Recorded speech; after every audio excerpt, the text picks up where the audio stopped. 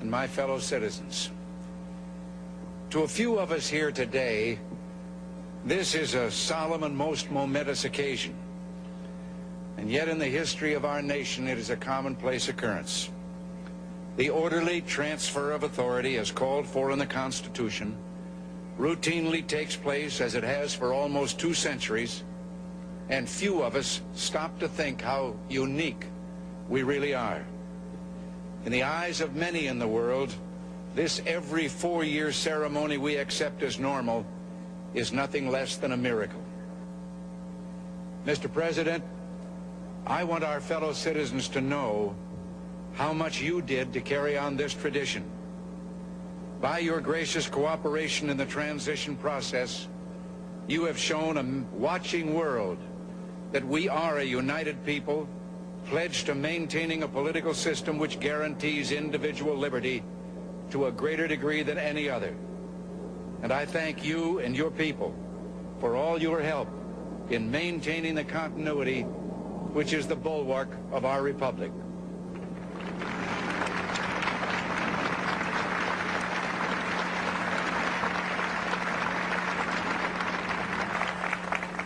The economic ills we suffer have come upon us over several decades.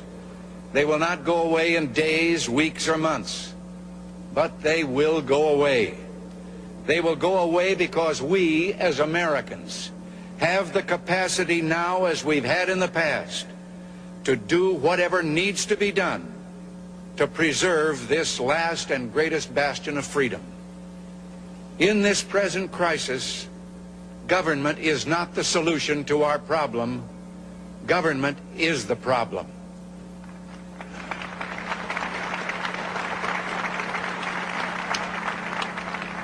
From time to time, we've been tempted to believe that society has become too complex to be managed by self-rule, that government by an elite group is superior to government for, by, and of the people.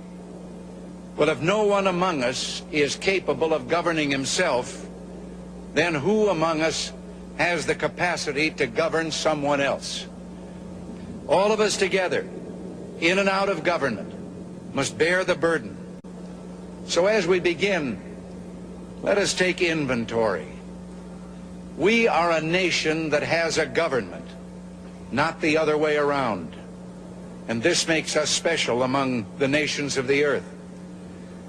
Our government has no power except that granted it by the people. Now, so there will be no misunderstanding, it's not my intention to do away with government. It is rather to make it work with us, not over us, to stand by our side, not ride on our back.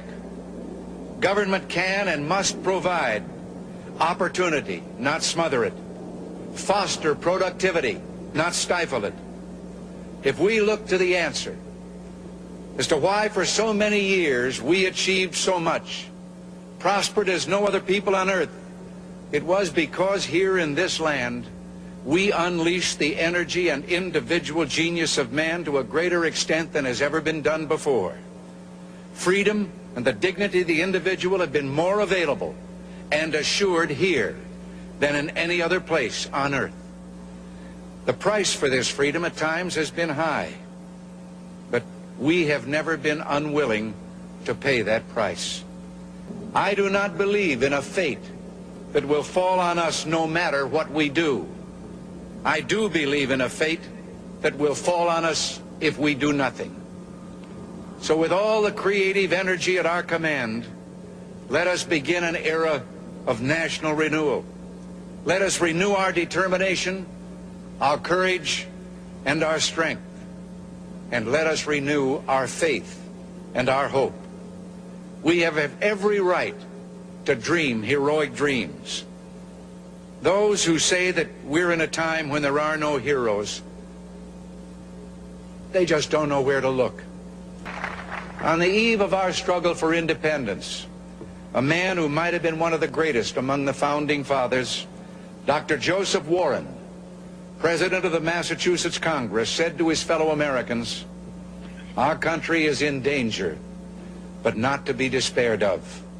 On you, depend the fortunes of America.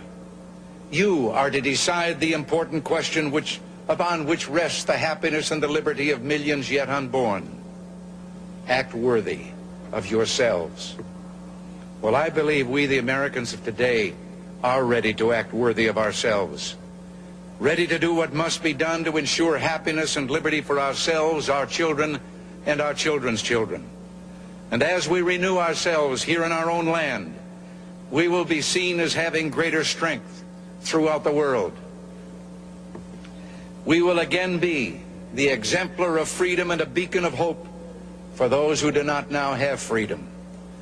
To those neighbors and allies who share our freedom, we will strengthen our historic ties and assure them of our support and firm commitment.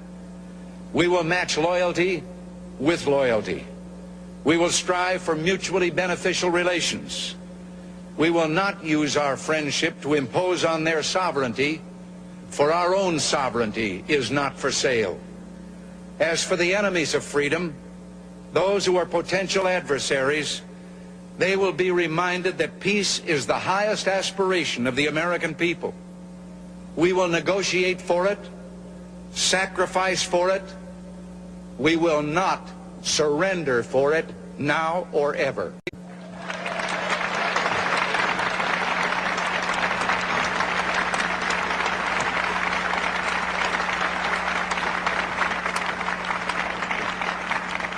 Our forbearance should never be misunderstood. Our reluctance for conflict should not be misjudged as a failure of will. When action is required to preserve our national security, we will act.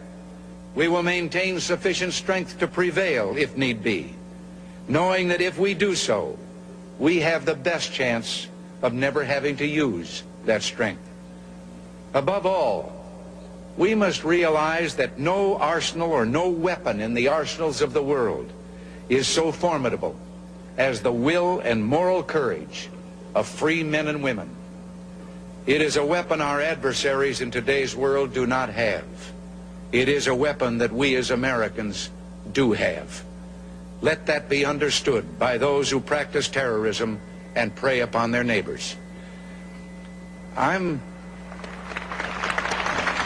Under one such marker lies a young man, Martin Treptow, who left his job in a small-town barber shop in 1917 to go to France with the famed Rainbow Division.